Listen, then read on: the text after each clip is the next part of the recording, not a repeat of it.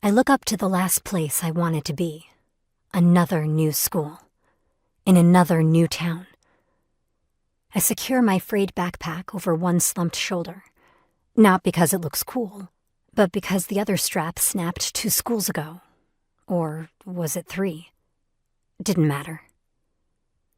I let my gaze rove over the old building slowly.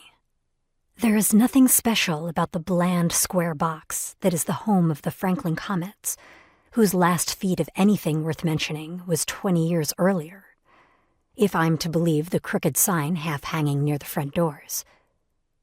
Cinder block walls, cobbled together with gray mortar, leach every bit of life from the surrounding area. The grass that grew in scarce patches might have been green, if there was enough of it to create a lawn. But in the shadow of the utilitarian building before me, it looks as dull as everything around it. I drop my head and study the cracked sidewalk that leads up to a short flight of stairs, and ultimately to 4 dark brown doors at the entrance of the school. I'd walked here early yesterday morning just to get an idea of how long it would take me to get here from the RV.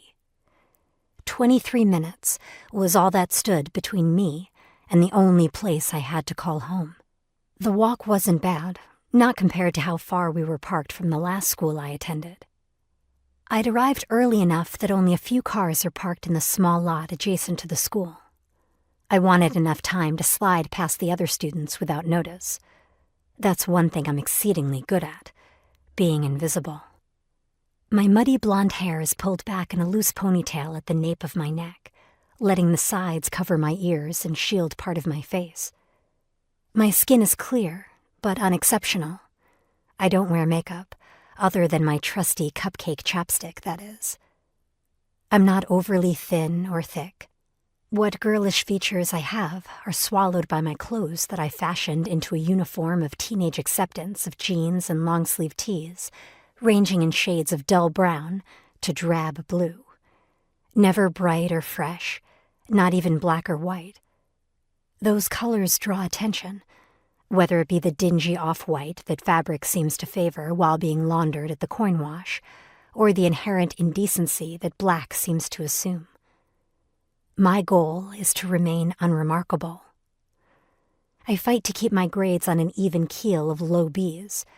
In some classes, like literature or language arts, I try hard not to let myself strive for the grades I'd get if I applied myself. To draw attention would only expedite my mother's need to move on.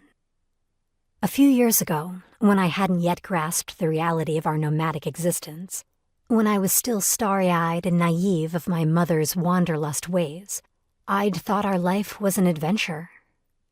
I'd let my mouth and thoughts flit about freely for all my classmates and teachers to hear. That was back when I actually thought I could do something with my life, that I could be something more than my mother's daughter.